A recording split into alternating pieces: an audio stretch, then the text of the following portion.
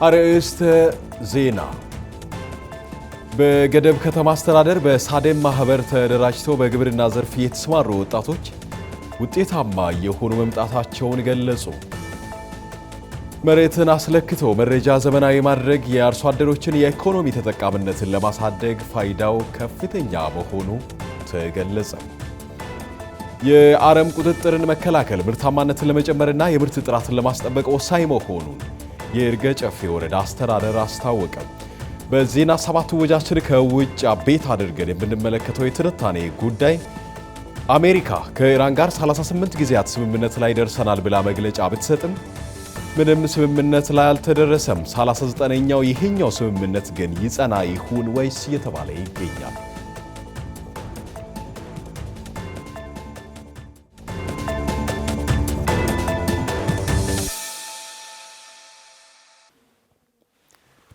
ሰላምን እንሻማ። በያላችሁበት ጤናና ሰላም ለእናንተ ይሁን። ከግዶ ቴሌቪዥን የዜና ሰባት ወጃችንን ይዘን ቀርበናል። አሁን የጠቆምናችሁ የዜና ሰባት አቤት ጉዳዮቻችን ሲሆኑ በዜና ሰባት የተለያዩ ሰፋፊ ጉዳዮችን ተመልክተናል። ከመላው ስቱዲዮ ባለሙያዎች ጋር በመሆን ደግሞ የሰዓቱን የዜና ሰባት ወጃችንን እኔ መስፍን አለሙ ወደ እናንተ አደርሳለሁኝ። በቀዳምነት አጫጭር ጉዳዮችን እነሆ። በአረንጓዴ አሻራ መርሃ ግብር በኢትዮጵያ ከተተከሉ በቢሊዮን የሚቆጠሩ ችግኞች መካከል ለስነ ምህዳር ጥበቃ ብቻ ሳይሆን ለሀገር ውስጥ ኢኮኖሚና ለህብረተሰቡ የዕለት ተዕለት ኑሮ ከፍተኛ ጠቀሜታ ላላቸው እጽዋት ልዩ ትኩረት ተሰጥቷል። የደን ሽፋንን መጨመር ትኩረቱን አድርጎ የጀመረው ይህ መርሃ ግብር ወደሚበላና የሚሸጥ አረንጓዴ አሻራ መርሃ ግብር በመሸጋገር የሀገር ውስጥ የምግብ ዋስትናን ለማረጋገጥና የወጪ ንግድን ለማሳደግ ትልቅ ሚና እየተጫወተ ይገኛል። በቅርብ ዓመታት በተደረጉት ዘመቻዎች የአርሶ አደሩንና የከተማ ነዋሪውን ገቢ በቀጥታ ሊቀይሩ የሚችሉ የከተማ የግብርናና የትውልድ አሻራ አካል የሆኑ በሚሊዮን የሚቆጠሩ የፍራፍሬ ችግኞች ተተክለዋል።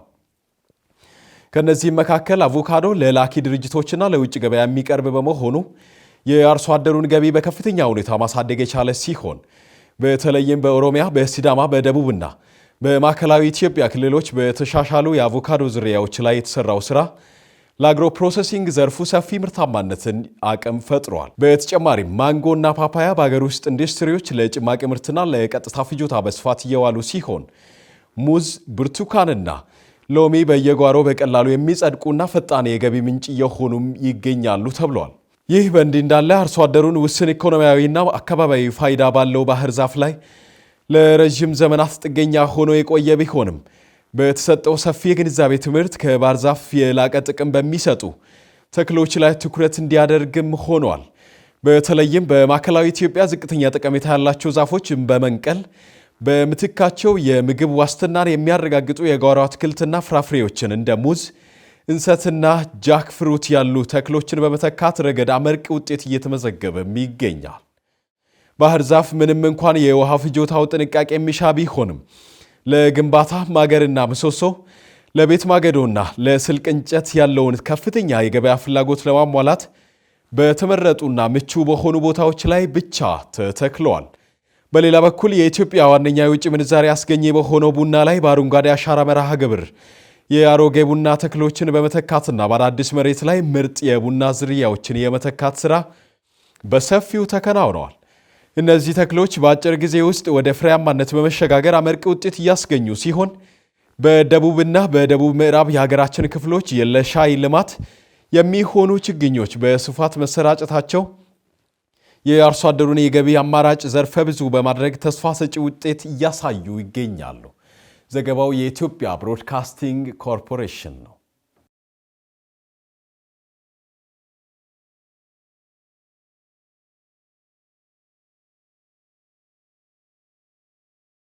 ከውጭ ከሁለት ወይም ከሶስት ቀናት በኋላ የሆርሙዝ ወሽወጥን ለማስከፈት ጥምር እንቅስቃሴ እንደሚጀመር የፈረንሳይ ፕሬዝዳንት ኢማኑኤል ማክሮን ገልጸዋል።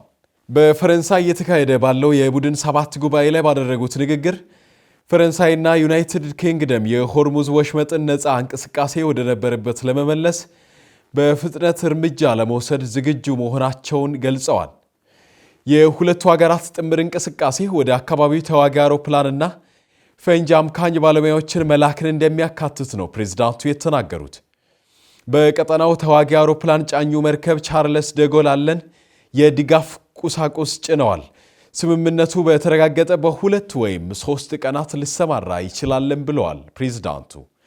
ስምርቱ የሚከናወነው ከአሜሪካና በቲዩ ደግሞ ከኢራናውያን ጋር መሆኑን ማክሮን ጠቅሰዋል። በዚህም የሆርሙዝ ወሽመጥ በሰላም ተከፍቶ መዝለቁን ማረጋገጥ እንደሚቻል አክለዋል። የቢቢሲ ዘገባ ነው።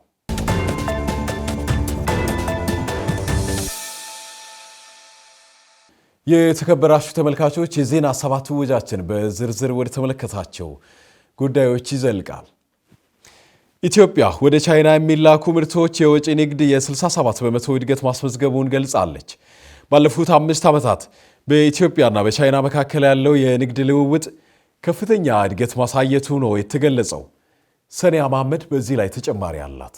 የንግድና ቀጠናዊ ትስስር ሚኒስቴር እንዳስታወቀው ኢትዮጵያ ወደ ቻይና ኤክስፖርት በማድረግ ያገኘችው ገቢ የ67.09% አማካኝ ዓመታዊ እድገት አስመዝግቧል። ኢትዮጵያ ባለፉት 5 ዓመታት የተለያዩ ምርቶቿን ወደ ቻይና ገበያ በመላክ በድምሩ 804.163 ሚሊዮን የአሜሪካ ዶላር ገቢ ማግኘት የቻለች ሲሆን ይህም በሁለቱ ሀገራት መካከል ያለውን የንግድ ትስስር ወደ አዲስ ምዕራፍ ያሸጋገረ ስኬት ሆኖ ተመዝግቧል። ለዚህም አጠቃላይ የወጪ ንግድ ስኬት በበጀት ዓመቱ የተመዘገበው አፈጻጸም ከፍተኛውን ድርሻ ይይዛል። በተለይም በተጠናቀቀው የ2025 በጀት ዓመት የተመዘገበው የ369.4 ሚሊዮን ዶላር ገቢ ከቀደመው የ2024 አፈጻጸም ጋር ሲነጻጸር የ251 በመቶ ታሪካዊ እድገት ያስመዘገበ ሲሆን ይህም የኢትዮጵያን አጠቃላይ የወጪ ንግድ እንቅስቃሴ በእጅጉ እንዲነቃቃ አድርጎታል። ይህ አስደናቂ እድገት ኢትዮጵያ ለዓለም ገበያ ካቀረበችው አጠቃላይ የ18.358 ቢሊዮን ዶላር ገቢ ውስጥ የቻይናን የገበያ ድርሻ ወደ 4.4 በመቶ ከፍ እንዲል አድርጎታል። ወደ ቻይና ከሚላኩ ምርቶች መካከልም ቡናና ሰሊጥ ቀዳሚውን ስፍራ የያዙ ምርቶች መሆናቸውም ታውቋል። በሌላ በኩል በሁለቱ ሀገራት መካከል ያለው አጠቃላይ የንግድ ልውውጥ ባለፉት 5 ዓመታት ውስጥ 29.12 ቢሊዮን ዶላር መድረሱ የሀገሪቱን የንግድና የኢኮኖሚ ትስስር ጥንካሬ በግልጽ የሚያሳይ መሆኑም ተገልጿል። የንግድና ቀጠናዊ ትስስር ሚኒስቴር በቀጣይም የቻይናን ሰፊና አማራጭ ገበያ ይበልጥ ለመጠቀም እንዲሁም የሀገራችንን የኤክስፖርት ድርሻ በከፍተኛ ደረጃ ለማሳደግ የሚያስችሉ ስትራቴጂካዊ ስራዎችን አጠናክሮ እንደሚቀጥል በመረጃው አስታውቋል። ለመረጃው ጥንቅር የኢትዮጵያ ብሮድካስቲንግ ኮርፖሬሽንን ተጠቅመናል። በገደብ ከተማ አስተዳደር በሳደም ማህበር ተደራጅተው በግብርና ዘርፍ የተሰማሩ ወጣቶች ውጤታማ የሆኑ መምጣታቸውን ገልጸዋል። ወጣቶችን አደራጅተው በተለያዩ የሙያ ዘርፎች ላይ በማሰማራት ኢኮኖሚያቸውን ለማጎልበት እየተሰራ መሆኑን ከተማ አስተዳደሩ አስታውቋል። ይስሐቅ ሳሙኤል ወደ ስፍራ አቅንቶ ያዘጋጀውን ዘገባ ይስሐቅ አበበ ተከታትሎታል። ወጣቶቹ እንደገለጹት ከዚህ በፊት የእግር ኳስ ክለብ በማቋቋም ሲጫወቱ እንደነበረ በመግለጽ ይህንን መልካም አጋጣሚ በመጠቀም የቡድኑ አባላት ከእግር ኳስ ጨዋታ ባለፈ ተደራጅተን በግብርናው ዘርፍ ብንሰማራ ውጤታማ መሆን እንችላለን በሚል ሀሳብ በዘርፉ መሰማራታቸውን ገልጸዋል። ኳስ እየተጫወትን ውጤት ያመጣነው ውጤት ስለሌለን ከዛ ተማከረንና ከወጣቶች ጋር ተማክረን እቺ መሬት ባዶ ያለችው መሬት ብናለማስ የሚል ሀሳብ ወደኔ መጣና እኛ የፈለግነው ያው ሰርተን ለሌላ ወጣቶችም ደግሞ አርያ እንሆናለን በማለት እቺ መሬት ለመጠየቅ ሞከርን። ከዛም በኋላ ቀጥታ ወደ ኢንተርፕራይዝ ሄርንና ብዙ ማለት ግንዛቤ ወሰድን ከነሱ ማለት ነው። እኛ በፊት አንደኛ ጊዜ በወጣት ተሰባስበን ኳስ እየተጫወተን ነበር። ከዛ በኋላ ይሄ ኳስ እግራችን ከመስበር ውጪና ሌላ ለውጥ ለኛ ስለማይመጣ አንድ እስቲ የሆነ ሀሳብ ተወያይተን ተደራጅተን ኢንተርፕራይዙን ጠይቀን መንግስቱንም ጠይቀን ቦታ ለኛ ቢሰጡ ሰርተን አንለወጥም በሚል ርዕሰ ሀሳብ ጀምረን ተወያይተን ከዛ በኋላ ወረቀት ጽፈን ኢንተርፕራይዝ ሄደን ኢንተርፕራይዝ ወረቀቱን አይቶ እኛ ወጣቱንም ደግሞ አይቶ ከዛ በኋላ ቦታ ለኛ ሰጡን። በአንድ አመት ውስጥ ለውጥ ወደ 100 ምናምን ሺህ ብር በራሳቸው ገንዘብ ከመንግስት ብድር ሳንወስድ ወደ 110 ሺህ ብር አሁን በኢኮኖሚ ማደግ እያሳየን ነው። ወጣቶቹም በሰብል ልማትና በሌሎች የግብርና ዘርፎች ተሰማርተው እየሰሩ ሲሆኑ የተሻሻሉ የእርሻ ዘዴዎችን በመጠቀም የተሻለ ውጤት ማስመዝገባቸውን ተናግረዋል። ወጣቶቹ አክለውም ጊዜያቸውንና ጉልበታቸውን አልባሌ ቦታ ከማባከንና ስራን ባለመናቅ ሰርተው ውጤታማ መሆን እንዲችሉ መልእክታቸውን አስተላልፈዋል። እኛ 50 ኪሎ ነበረ የዘራ ነው። 50 ኪሎ ዘርተን ከዚች መሬት ማለት ነው እንደ ሙከራ ብለን በትንሹ 50 ኪሎ ዘርተን 10 ኩንታል አገኘን። ከዚህ ይሄ ራሱ አንድ ለውጥ ማለት ነው። እንደምታዩት ይሄኛው አሁን አምና ገብስ ዘርተን ነበርን 50 ኪሎ ዘራ ነው ወደ 100 ልናስጠጋ ነው። ከዛም ደግሞ በሚቀጥል እቺ መሬት የተቆፈረችው መሬት አለች። በዚህ ላይ ደግሞ ስንዴ ልንዘራ አቅደናል። ከዛ ደግሞ ስንዴ ዘርተን ከላይ በኩል ደግሞ ድንች ለመዝራት ያው እቅዳለን። ስለዚህ ለወጣቶች ያስተላልፈው መልእክት ማለት ነው እንዲህ እንደኛ ያው እግዚአብሔር ይመስገን ሰፊ መሬት አለን። እንደኛው ጠይቀው እንዲሰሩ እና እንዲለወጡ እኛም እንደሰራን ሰርተን እኛም እህሉንና ምግቡን የምግብ ዋስትና እንዳመጣ ነው እሱም ሰርቶ የራሱን የምግብ ዋስትናና የአካባቢ ለመንግስት ተመሳሳይነት እንዲሆን እናማክራለን፣ እያማከረን ነው። ወጣቶችን በማደራጀት በተለያዩ የሙያ ዘርፎች ላይ አሰማርተው ኢኮኖሚያቸውን ለማጎልበት እየሰሩ መሆናቸውን የገደብ ከተማ አስተዳደር ከንቲባ ተናግረዋል። ከንቲባው አክለውም ወጣቶች እያሳዩ ያሉት ውጤት ለአካባቢ የምግብ ዋስትናንና ለኢኮኖሚ እድገት አስፈላጊ ሚና እየተጫወተ መሆኑን ገልጸው ሌሎች ወጣቶችም ይህንን ፈለግ በመከተል ሰርተው ውጤታማ እንዲሆኑ መልእክታቸውን አስተላልፈዋል። የወጣቱን ጥማት ያሟላ ስራ ተሰርቷል የሚል ግምገማ ባይኖረንም ነገር ግን መንግስት ባዘጋጀው ሰንሰለት ውስጥ አልፎ ቢዝነስ ፕላኑን አዘጋጅተው የብድሩ ሁኔታ ተመቻችቶላቸው የዚህ የስራ እድል ያገኙ ወጣቶች አሉ ማለት ነው። በማኑፋክቸሪንግ ዘርፍ፣ በአገልግሎት ዘርፍ እና በሌሎች ዘርፍም ከተማ ውስጥ የስራ እድል የተፈጠረላቸው ወጣቶች ተጠቃሚ እየሆኑ ያሉበት ሁኔታ አለ። ሌላ ደግሞ በከተማ ግብርናም መደራጀት የሚፈልጉ ወጣቶችን አደራጅተን ከመንግስት ወል መሬት ቆርሰን ሰጥተን የተለያዩ ሰብል በመዝራት የጓሮ አትክልቶችን በመስራት ተጠቃሚ የሆኑ ያሉ ወጣቶች አሉ። ባለፈው ሚያዝያ ላይ 2000 እንቁላል ለገበያ ያቀረበ አንድ ማህበር አለ። ይሄ ምንድነው? በተለይ ስራውን ሳይነቁ ስራን አክብሮ የሚሰራ ወጣት ውጤታማ ሲሆን እያየን ያለንበት ሁኔታ አለ ማለት። በአጠቃላይ እንግዲህ አጠቃላይ የወጣቱን ጥማት ሊመልስ በሚችል ሁኔታ የስራ እድል ተፈጥሯል ብለን ባንልም ነገር ግን ስራን ሳይነቁ ደግሞ ባላቸው ሙያ ወይም ፐርፎርም ማድረግ በሚችሉበት አቅም ወደ ስራ የገቡ ወጣቶች ውጤታማ ሲሆኑ እያየን ያለንበት ሁኔታ አለ ማለት ነው።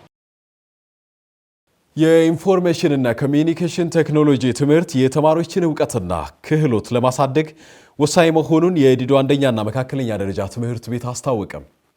የአይሲቲ ትምህርት የተማሪዎችን የፈጠራ ችሎታ እንደሚያጎለብትም ነው ትምህርት ቤቱ የገለጸው። በረከት ጅግሶ ወደ ትምህርት ቤቱ አቅንቶ ያዘጋጀውን ዘገባ ዳኛቸው ሳሙኤል ተከታትሎታል።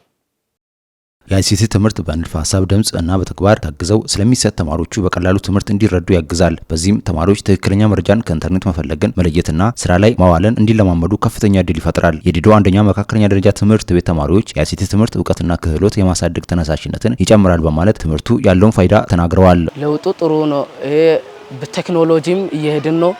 በቴክኖሎጂም ደግሞ እያደግን ስለምንሄድ ጥሩ ነው። ጥሩ አድቫንቴጅ ነው ያመጣልን።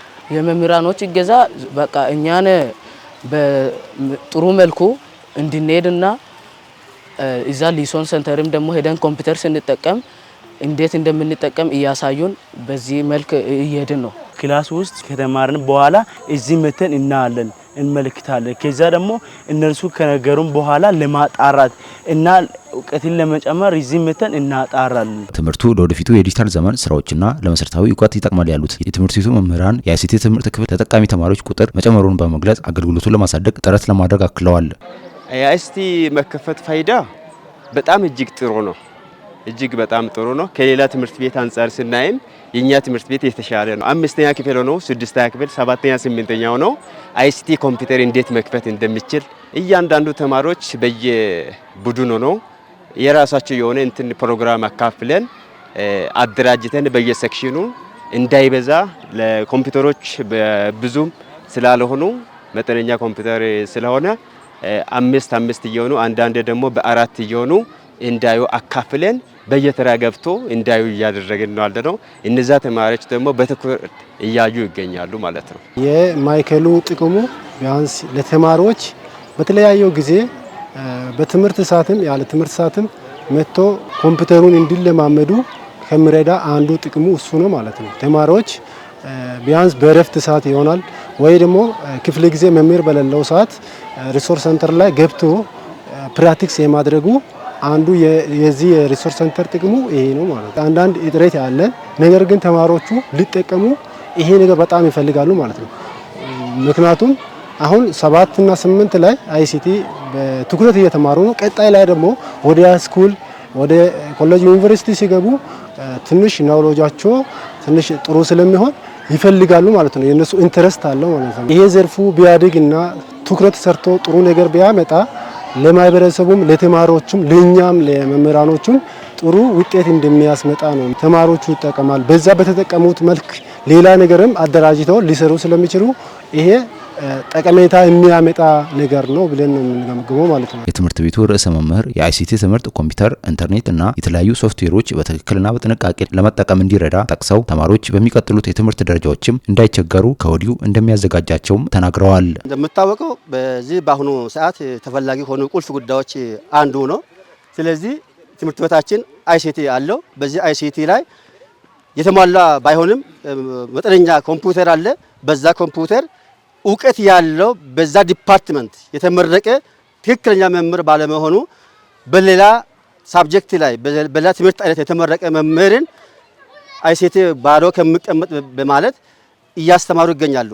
ነገር ግን በቀጣይ ላይ ይህንን ተግባር ሙሉ በሙሉ ዘመናዊ ለማድረግ በመስመር ለማስገባት አቅደን በቀጣይ ዓመት ከወረዳ ጋራ በመናበብ ከሚመለከተው ባለድርሻ ጋራ ውይይት እያደረግን ስለሆነ በቀጣይ ዓመት ችግሩ ከተፈታ በትክክለኛ ሁኔታ ተማሪዎቻችን በቅርበት ይህንን ኮምፒውተር ወይም አይሲቲ ክፍል በተግባር እየተማሩ እውቀታቸውንና ክህሎታቸውን የማዳበሩበትን አቅጣጫ እንደ ትምህርት ቤት አቅደን በመንቀሳቀስ ላይ እንገኛለን።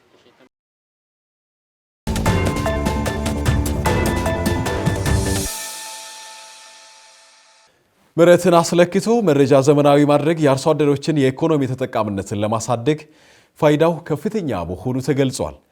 መሬትን አስለክቶ መረጃ ዘመናዊ ማድረግ የአርሶ አደሮች የባለቤትነት መገለጫ ከመሆኑም አልፎ የኢኮኖሚ ተጠቃሚነታቸውን ለማሳደግ ፋይዳው ከፍተኛ መሆኑን ነው የገደብ ወረዳ መሬት አስተዳደር አጠቃቀም ጽሕፈት ቤት የገለጸው። ደፋር ገመደ ዘገባውን አዘጋጅቶታል። ደመላሽ ጉልማ የተመለከተው ነው። በጌዲዮ ዞን ገደብ ወረዳ መሬት አስተዳደር ጽሕፈት ቤት የሁለተኛ ዙር የመሬት ልኬት ምዝገባና የይዞታ ማረጋገጫ ካርታ ልየታ እየተካሄደ ይገኛል። የገደብ ወረዳ የመሬት አስተዳደርና አጠቃቀም ጽሕፈት ቤት ኃላፊ አቶ ብርሃኑ ተሰማ በወቅቱ እንደተናገሩት የሁለተኛ ዙር የመሬት ልኬትና አመዘጋገብ ስራ በወረዳው በ10 ቀበሌያት ውስጥ 24014 ሄክታር መሬት ተለክቶ ወደ ዘመናዊ የመሬት አስተዳደር ለማስገባት አቅዶ እየተሰራ መሆኑን አስረድቷል።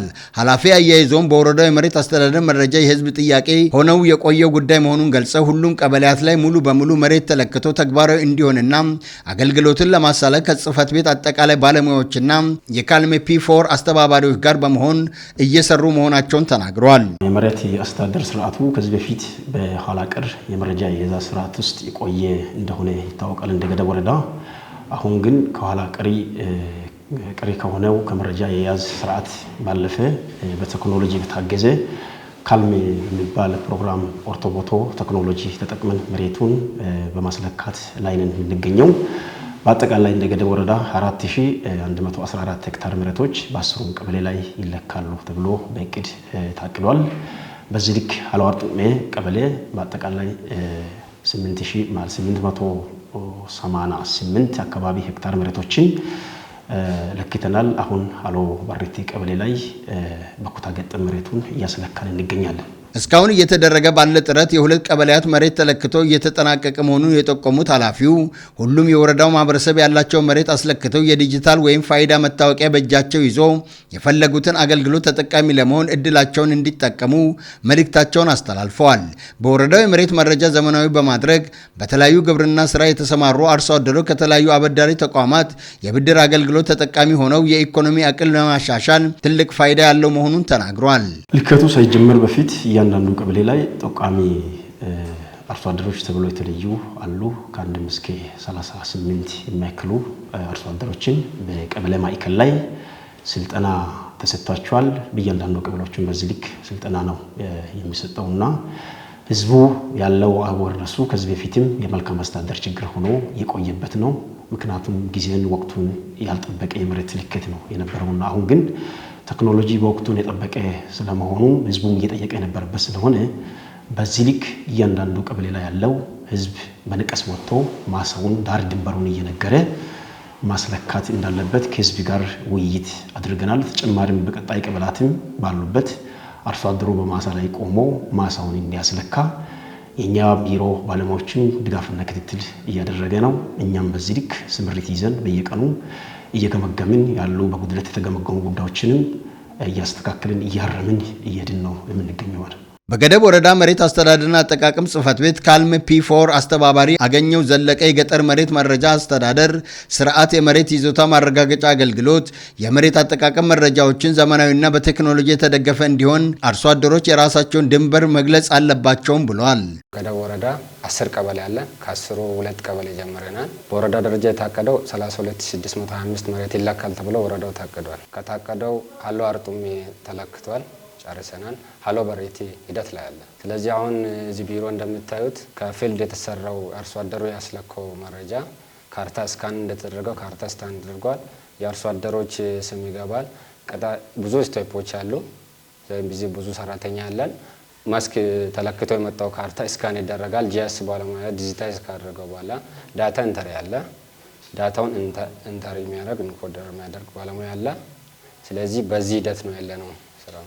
የወረዳው መሬት አስተዳደርና አጠቃቀም ጽህፈት ቤት ውስጥ የሁለተኛ ዙር የመሬት መዝገብ አቶ አሸናፊ አሰፋም የሚፈለገው መግለጫዎቹን በእውነት በታማኝነት ከሰው ንክኪ በጸዳ አገልግሎት አሰጣጥ ስርዓት ለማዘመን እየተደረገ ባለው ልዩ ትኩረት እስካሁን ሃሎ አርጡሜ ቀበሌን በሙሉ አጠናቆ ሃሎ በሪቲ ቀበሌን ከግማሽ በላይ መለካቱን አክለዋል። ተጠቃሚ አርሶ አደሮችን በበኩላቸው ከዚህ በፊት መሬታቸውን ለምግብነትና ኢኮኖሚ የሚውሉ የተለያዩ ሰብሎችን ሲጠቀሙ እንደነበረ ገልጸው በአሁኑ ጊዜ በወሰዱ ግንዛቤ መሰረት መሬታቸውን አስለክተው የተለያዩ እቅዶችን ለማሳካት የብድር አገልግሎት ተጠቃሚ የሚሆኑበት ምቹ ሁኔታ መፈጠሩን እንዳስደሰታቸው አብራርተዋል። አርሶ አደሮቹ አያይዘው መሬታቸውን አስለክተው የባለቤትነት ማረጋገጫ ካርታ በእጃቸው ለመያዝ እንደሚጓጉም አክለዋል። ያ ሁለተኛ ዙር የመሬት ልኬት ከመጣ በኋላ አሁን 2 ሳምንት ደርሰናል። ከዛ በኋላ በዚህ እንደተማረው መሰረት ስልጠና እንደተሰጠ መሰረት ይሄ ሁለተኛ ዙር እየተለካ ያለ መሬት በጣም ለአርሶ አደራችን ለለም ብዙ ጥቅም የሚሰጥ መሆኑን እኔም ተረድቻለሁ። ከዛ ባለፈ ደግሞ ይሄ መሬት ከተለካ አርሶ አደሮች ምን ጥቅም አለ ምንድነው ከሱ ውስጥ የሚጠቀሙ ነገር ቢለን ስልጠና ከሰጡ በኋላ የመጣ አካሎች እኔም እንደገባ ስልጠና ወስጄ እንደ ቤታችን በየቦታ በየቤተሰብ ድረስ እየሄደን ስልጠና እየሰጠን ተጠቃሚ መሆኑን እየተረጋገጠን እስከ ዛሬ ደርሰናል። አሁን እኔ እንደኔ አባት የሰጠ መሬት አሁን እለክቻለሁ። ከጠቀምኩ በኋላ ልጁ ከደረሰ ከዛኛ ውስጥ እንዴት ነው ለልጁ መስጠት አለብኝ ብዬ ከቢሮ ከወረዳ መሬት አስተዳደር ጋር አውርቼ እንዴት ነው የሚሰጠው ብለ ካወያየ በኋላ ያው ከነርሱ ጋር ምላሽ አገኝቼ ለልጁም መስጠት በተስፋ ስለሚጠብቅ እሱ ማረጋገጣለሁ። የዘርፉ አስተባባሪዎችና ባለሙያዎች እንደ ወረዳው አጠቃላይ 10 ቀበሌያትን ሙሉ በሙሉ መሬት ዲጂታላይዝ ለማድረግ ታቅዶ በ3 ወራት ውስጥ ለመጨረስ በትኩረት እየተሰራ መሆኑን አስረድተዋል። የአረም ቁጥጥርን መከላከል ምርታማነትን ለመጨመርና የምርት ጥራትን ለማስጠበቅ ወሳኝ መሆኑን የይርጋ ጨፌ ወረዳ አስተዳደር አስታውቋል። ወረዳው በቆንጋ ክላስተር የለማይ ቡና ኩታ ገጠም ማሳ የአረም ቁጥጥርና ኩትኳቶ ማስጀመሪያ መርሃ ግብር አካሂዷል። ተስፋዬ ጎበና ላዘጋጀው ዘገባ ይሳቅ አበበ መርሃ ግብሩን ያስጀመሩት የይርጋ ጨፌ ወረዳ ዋና አስተዳዳሪ አቶ ዳውት ቡኔ በወረዳ የአረም ቁጥጥር ስራ መካሄዱን ገልጸው ይህም ምርታማነትን ለመጨመርና የምርት ጥራትን ለማስጠበቅ ያለው አስተዋጽኦ ከፍተኛ መሆኑን አስረድተዋል። በወረዳው የምግብ ዋስትናን ለማረጋገጥና ከተረጂነት ወደ ምርታማነት ለመሸጋገር በተያዘው እቅድ መነሻ በትኩረት እየተሰራ መሆኑን ጠቁመው በዛሬው ዕለት የተጀመረው የአረም ቁጥጥር ስራ በወረዳው በሁሉም አካባቢዎች ላይ በትኩረት ይሰራል ብለዋል። ዛሬ ላይ ቆንጋ ላይ ይፋ አድርገናል። እንግዲህ የኛ ማህበረሰብ ሰኔ ላይ ፀሐይ ስለሚኖር የማሳ ምንጣሮ እንክብካቤ የሚደረግበት ወቅት ነው። ይሄ አርሶ አደሩ ከልምዱ ከጅምሩ ጀምሮ በደንብ ያውቃል። ሆኖም ግን በወጥ ሰዓት ወጥ ፕሮግራም አውጥተን በአጭር ጊዜ ሁሉንም አካባቢ እንሰትና ቡና መመንጠር አለብን ብለን የንቅናቄ ስራ ተይዟል ማለት ነው። ስለዚህ የሁሉም የቀበሌ አመራር የሁሉም የወረዳ አመራር በዛ ማዕከል ተገኝቶ ይፋዊ ስናደርግ ወደ እያንዳንዱ ቀበሌ ይዞ እንደህን ነው። ስለዚህ ዛሬ የተጀመረው የአረም ቁጥጥር፣ የማሳ እንክብካቤ፣ ምንጣሮ ይሄ ስራ ሁሉም ቀበሌ በ28ቱ ቀበሌ ይፋ የማድረግ ስራ ስለሆነ ይሄ ሳይቆም ዝናብ ሳይዘንብ ቀደም ብለን በአጭር ጊዜ በዚህ ወር የምንጣሮ ስራ፣ የክትትል ስራ፣ የቁጥጥር ስራ የሚካሄድበት ብለን ስለያዝን ወረዳዊ ይፋዊ ፕሮግራም የተደረገ ስለሆነ የማይቋረጥ የማይቆም የሚቀጥል መሆኑን ነው። መንግስት የተለያዩ ኢኒሼቲቮችን አውርዶ እየሰራ ባለው ስራ በወረዳው 155 ሄክታር መሬት በኩታ ገጠም መልማቱን የገለጹት ደግሞ የይርጋ ጨፌ ወረዳ ብልጽግና ፓርቲ ቅርንጫፍ ጽሕፈት ቤት ኃላፊና የመንግስት ዋና ተጠሪ አቶ ዘሩን አሰፋ ናቸው። የአርሶ አደሮችን ተጠቃሚነት ለማሳደግና ኑሯቸውን ለማሻሻል የተለያዩ የልማት ስራዎች እየተሰሩ መሆኑን የተናገሩት አቶ ዘሪሁን ከዚህ በፊት በኩታ ገጠም የለሙ ማሳዎች ላይ ያለው ምርት በአጭር ጊዜ ምርታማ የሚያደርጉ መሆናቸውንም አብራርተዋል። እንደ ሀገር ብልጽግናን ለማረጋገጥ ማአት በኢንዱስትሪ ደረጃ፣ በግብርና ደረጃ፣ በፖለቲካ ደረጃ፣ በማህበራዊ ደረጃ ይሰሩ ያሉ ጉዳዮች አሉ። እንደ ዞናችንና እንደ አካባቢያችን ደግሞ ትልቁ ምንሰራው እንሰት ላይ፣ ቡና ላይ ከቡና ጋር አብሮ የሚዛመዱ ተጓዳኝ ጊዜያዊ አርሶ አደሪን ቶሎ ሊደርሱ የሚችሉ ምርቶችን ማምረት ላይ ነው እና ቡና አሁን ቡናም እንሰትም ቦሎቄውም ሌሎችም ያሉበት ማሳ ውስጥ ነው አሁን ያለ ነው። እንደ ወረዳችን ከፍተኛ ማሳ ካለው መሬት ከ16000 ሄክታር በላይ በቡና ነው የተሸፈነው። በዛም ላይ ደግሞ ቡናው ምርታማነቱ በጥሩ ደረጃ ያለበት አለ የሌለበት አለና ያንን ለማሻሻል ከፍተኛ ስራ እየተሰራ ነው ያለው። እንደ ዘንድሮ በተለይ እንደ ወረዳ 155 ሄክታር ቡና ነቅለን ተክተን ለመስራት አቅደን 110 ሄክታር አድሰናል፣ ነቅለናል። በነቀልንበትም መንቀል ብቻ አይደለም፣ ጉድጓድ አዘጋጅተን 60 በ60 ኮምፖስት ጨምረን ቡና ተክለን እንሰት ተክለን አንድ ላይ ቦሎቄ ተክለን በእውነት በጣም በሚያስደምም እና በሚያስደስት ደረጃ ውጤት እየታየ ነው ያለው። የወረዳው ግብርና ጽሕፈት ቤት ኃላፊ አቶ ዲጋፌ ሙላቱ ከእርጅና የተነሳ ምርታማነትና ጣዕም እየቀነሰ የነበረውን የይርጋ ጨፌን ቡና ወደ ነበረበት ጣዕም የመመለስ ስራ ተጠናክሮ እየተሰራ ነው ብለዋል። በርካታ አካባቢዎች ቡና ያመርታሉ፣ በርካታ ሀገራቶች ቡና ያመርታሉ። የኛ ደግሞ ይርጋ ጨፌ ቡና ልዩ የሚያደርገው ጣዕሙ ነው፣ የተፈጥሮ ይዘቱን ነው ይዞ የሚመጣው ማለት ነው። ስለዚህ ይሄኛ የተፈጥሮን ይዘት ይዞ እንዲሄድ አንዱ መሆን ያለበት አረም በትክክል መታረም መቻል አለበት። ቡና ከዚህ በፊት ብዙ እንክብካቤ ይፈልጋል፣ ብዙ ማናጅመንትም ይፈልጋል። ግን በተፈለገ ጊዜ ወይ 4 ዓመት ወይ 5 ዓመት ለማበብ እየፈጀ የነበረበት አግባቦች አሉ። አሁን እኛ እያራገፍን ነው እንጂ የነበረው አሁን የአምና ተከርናቸው ቡናዎች ዘንድሮ ማበብ ይችላል። ትክክል ሳይሆን ደግሞ እኛ አቦርት እያደረግን ያለንበት አግባብ አለ። ስለዚህ አሁን ቢበዛ በሁለተኛ ዓመት በሶስተኛ ዓመት ምርት እየሰበሰብን ያለንበት አግባብ አለ። ስለዚህ አሁን እየሰራን ያለናቸው ስራዎች አመታትንም ጭምር ቅድም ሲፈጅ የነበረውን በሰብሉን ለመጠቀም ሲፈጅ የነበረውን አመታትን ወደ ኋላ ወደ መቀነስ የመጣንበት አግባብ አለ። 3 ዓመት ሲፈጅ የነበረው ቢበዛ አሁን 2 ዓመት ላይ ትክክለኛ ቡና እናገኛለን ማለት ነው። በአንደኛ ዓመት በአንድ ዓመት ምርት መስጠት ይችላል፣ ግን አይመከርም። ሁለተኛ ዓመት ላይ ትክክለኛ ምርት እናገኛለን። በሁለት ዓመት ላይ እንሰት መብላት እንችላለን ማለት ነው። አረም ሰብልን በማቀጨጭ 30 ከመቶ ምርት ይቀንሳል ያሉት ኃላፊው የአረም ቁጥጥርና የተባይ ክትትል በወቅቱ በማድረግ ምርታማነትን ለማሳደግ በትኩረት እየተሰራ መሆኑን ተናግረዋል። አረም ቁጥጥር በትክክል ካለመስራት የተነሳ አርሶ አደሩ ማግኘት ካለበት ትላንትና ምርት መስጠት ከነበረበት 30% ይቀንሳል። ስለዚህ ዛሬ ይሄኛውን አርሶ አደሩ በደንብ ተገንዝቦ እኛም ምናልባት አርሶ አደሩን ኢኒሼቲቭ ለማድረግ ወይ ደግሞ አፕሪሼት ለማድረግ ይሄኛ ስራ እየሰራን ያለንበት አግባብ አለ። የይርጋ ጨፌ ወረዳ ቡና ሻይና ቅመማ ቅመም ጽሕፈት ቤት ኃላፊ አቶ አበራ በወረዳው የቡና ምርታማነትን የሚጨምሩ የቡና ማሻሻያ ፓኬጆች ተግባራዊ እየተደረጉ መሆናቸውን አንስተዋል።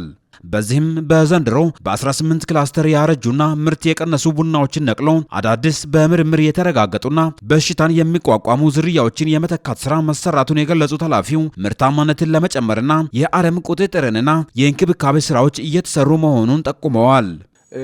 ይህን የበዛውን የተሻሻለውን ዝርያ ችግኝ እንደ ወረዳ ዘንድሮ ላይ 674 ሄክታር መሬት ቡና እናለማለን ብለን አቅደን 676 ሄክታር መሬት ቡና በነቅሎ መተካት ማደስ ችለናል ማለት ነው። አምና ላይ እንደ ወረዳ በ5 ቀበሌ 52.1 ሄክታር መሬት ቡና በኩታ ገጠም ማልማት የቻልን ሲሆን ዘንድሮ ላይ ይህንን ስራ ደግሞ ደብል በማድረግ በዘንድሮ ብቻ 110.9 ሄክታር በ274 አርሶ አደሮች በኩታ ገጠም በ12 ቀበሌ 18 ኩታ ገጠሞችን ማልማት ችለናል ማለት ነው። በመርሃ ግብሩም ያነጋገርናቸው አርሶ አደሮች ከዚህ በፊት የነበሩ የቡና ዝርያዎች ምርት የማይሰጡና በሽታን የማይቋቋሙ እንደነበሩ በመግለጽ አሁን በኩታ ገጠም ያለሙት ቡና ያለበት ሁኔታ ተስፋ ሰጪ መሆኑን ተናግረዋል። አርሶ አደሮቹ አያይዞም ቡናቸው እስከሚደርስ የተለያዩ ሰብሎችንና የጓሮ አትክልትን ቡናና እንሰት ውስጥ እየዘሩ ተጠቃሚ መሆናቸውን በመጠቆም የአረም ቁጥጥር ስራን ተቀናጅተው እየሰሩ እንደሆነም ገልጸዋል። ቡናንም እንሰቱንም ስናይ ገዘ በጣም መንግስት ካደረገ ነገር በጣም ነው የምናመሰግነው ማለት ነው። በዘመናዊ ቡና ባንስ 2-3 ቡና ላይ 30 ኪሎ እናገኛለን ብለን በተስፋ እየሰራን ያለው ግብርኛ ስጠ ቦሎቄ እንሰት ከዛ አሁን በአንድ ወር ላይ ለውጥ ያሳይ ነው።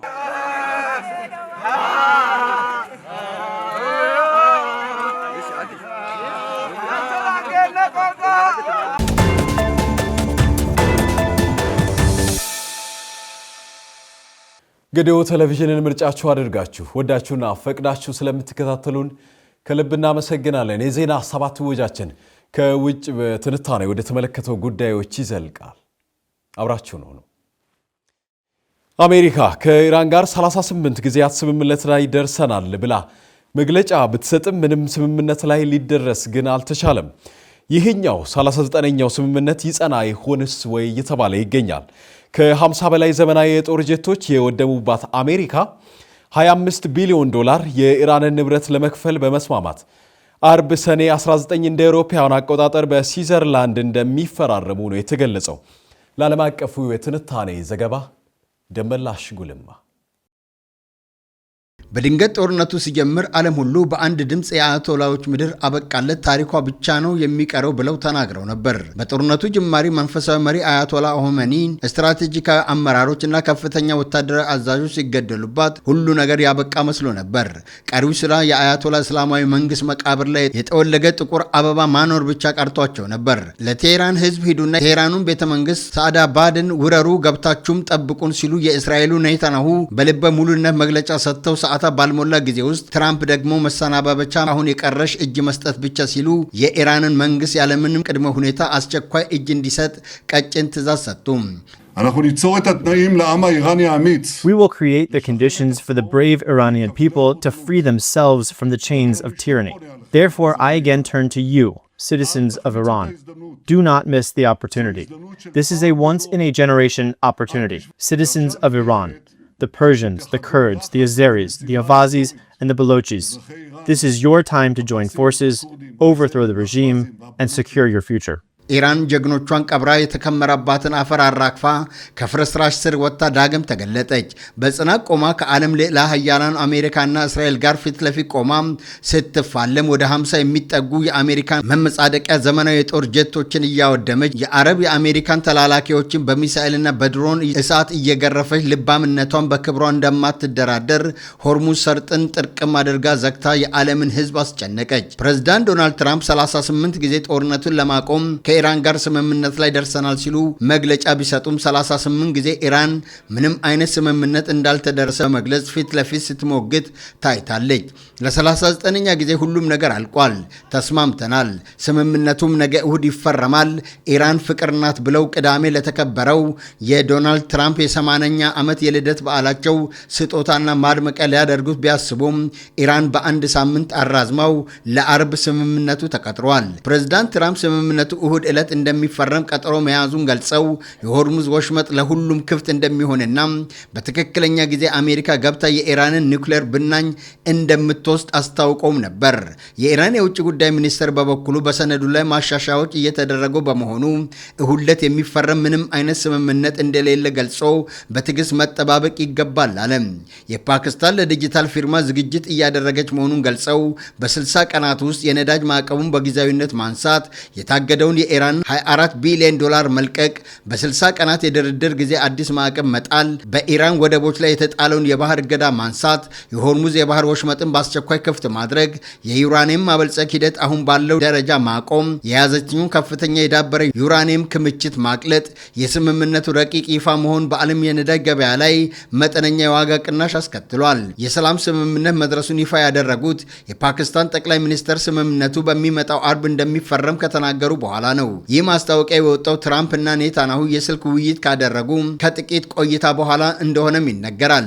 የፓኪስታን ጠቅላይ ሚኒስትር ሼህባዝ ሻሪፍ እሁድ ምሽት በሰጡት ይፋዊ መግለጫ በአሜሪካና በኢራን መካከል ሊባኖስን የሚያካትት የሰላም ስምምነት ላይ መደረሱንም አስታውቋል። ትራምፕ ከኢራን እስላማዊ ሪፐብሊክ ጋር ያለው ስምምነት አሁን ተጠናቋል፣ ለሁሉም እንኳን ደስ አላችሁ፣ የሆርሙዝ ሰርጥ ያላንዳች ክፍያም ክፍት እንዲሆን ሙሉ በሙሉ የፈቀድኩ ሲሆን ከዚህ ጋር በተያያዘ የአሜሪካ ባህር ኃይል ጥበቃም በአስቸኳይ እንዲነሳ አዝዣለሁ፣ የዓለም መርከቦች ሆይ ሞተራችሁን አስነሱ፣ ነዳጁም ይፍሰስ ሲሉ ፕሬዝዳንት ዶናልድ ትራምፕ ተናግረዋል። ቆይተውም ስለ ስምምነቱ ሌላ መልእክት ያሰፈሩ ሲሆን ይህ ታላቅ ስምምነት ለቀጠናው ሰላምና ደህንነት ያመጣል። ከኔ በፊት በርካታ ፕሬዝዳንቶች ከኢራን ጋር ሰላምን ለመፍጠር ሞክረው ሁሉም አልተሳካላቸውም። የቀጠናው መሪዎች ለመጀመሪያ ጊዜ እውነተኛ ሰላም እንዲያገኙ ሊረዳቸው የሚችል ፕሬዝዳንት አግኝቷል። አርብ ዕለት ስምምነቱ በሚፈረምበት ወቅት ፈንጂዎችን ለማጽዳት ቀጠናው ሲከፈት ነዳጅ ለቀጠናውም ሆነ ለዓለም በሁለቱም አቅጣጫዎች እንደገና ይፈሳል ብሏል። የኢራን መንግስት ቴሌቪዥን ከአሜሪካ ጋር ስምምነት ላይ መድረሱንም አረጋግጧል። የኢራን የውጭ ጉዳይ ሚኒስትር ተወካይ ካዚም ጋርባባ የመግባቢያ ሰነዱ መጠናቀቁንና አርብ ዕለት በይፋ እንደሚፈጸምም ለታሳኒም የዜና ወኪል ተናግሯል። የአውሮፓ ሀያላን ሀገራት ፈረንሳይ፣ ጀርመንና ጣሊያን ትላንትና በሰጡት የጋራ መግለጫ እንዳስታወቁት ጦርነቱን ለማቆም በአሜሪካና በኢራን መካከል ከተደረሰው ስምምነት በኋላም ኢራን በኒውክሌር ፕሮግራሟ ረገድ እርምጃ የምትወስድ ከሆነ ማዕቀቡን ለማንሳት ዝግጁ መሆናቸውን ገልጸዋል። ኢራን የኒውክሌር መሳሪያ ማግኘት የለባትም። ይህንን ግብ ለማሳካት ከአሜሪካን ከኢራንና ከአቶሚክ ኤነርጂ ዓለም አቀፍ ኤጀንሲ ጋር ለመስራት ዝግጁ መሆን አለባትም ብሏል። There's the deal that has been announced now by US and Iran that is much welcomed by everybody. It is the first phase to open the Strait of Hormuz and then move on to the negotiations on the critical topics like the nuclear issue, but also other critical issues that are important for the stability and peace in the region. ጃፓን ስምምነቱን በደስታ የተቀበለች ሲሆን በሆርሙዝ የባህር ወሽመጥ ነፃና ደህንነቱ የተጠበቀ የባህር ጉዞ እንደሚረጋገጥም ተስፋ እንደምታደርግ ገልጻለች። We welcome the US-Iran deal this time as a significant step toward the resolution of the situation. I believe that steadily implementing this agreement and securing free and safe navigation of the Strait of Hormuz can potentially reduce the risk of downward pressure on Japan's and global economy. ኳታር፣ ዩናይትድ ኪንግደም፣ ፈረንሳይና የተባበሩት መንግስታት ድርጅት ሁሉም በአንድ ጊዜ በተመሳሳይ ስምምነቱን በደስታ ተቀብሏል ሲሉ አልጀዚራ፣ ቢቢሲ እና የተለያዩ ሚዲያዎች ዘግበዋል። The Secretary General hopes that the parties will build on the new momentum and redouble their efforts towards a final resolution to this conflict. The Secretary General reaffirms that we stand by, ready to support the parties in achieving a lasting and durable and comprehensive peace. የተከበራችሁ ተመልካቾች የተከታተላችሁትን የዜና ሰባት ወጃችንን ከማጠቃለላችን በፊት አበይት ጉዳዮችን በድጋሚ እናስታውሳቸዋለን። በገደብ ከተማ አስተዳደር በሳደም ማህበር ተደራጅተው በግብርና ዘርፍ የተሰማሩ ወጣቶች ውጤታማ የሆኑ መምጣታቸውን ገለጹ። መሬትን አስለክተው መረጃ ዘመናዊ ማድረግ የአርሶ አደሮችን የኢኮኖሚ ተጠቃሚነትን ለማሳደግ ፋይዳው ከፍተኛ መሆኑ ተገለጸ።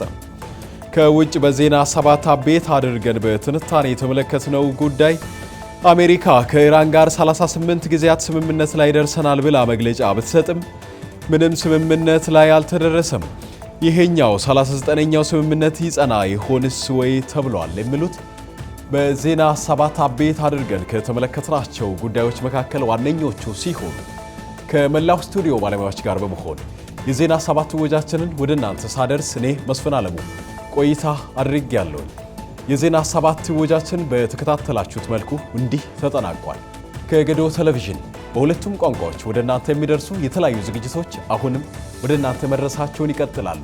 በኔ በኩል ዜና ሰባት በዚሁ ያበቃል። ሰላምን እንሻማ። በያላችሁበት ጤናና ሰላም ለእናንተ ይሁን። ሰናይ ጊዜን ተመኘ።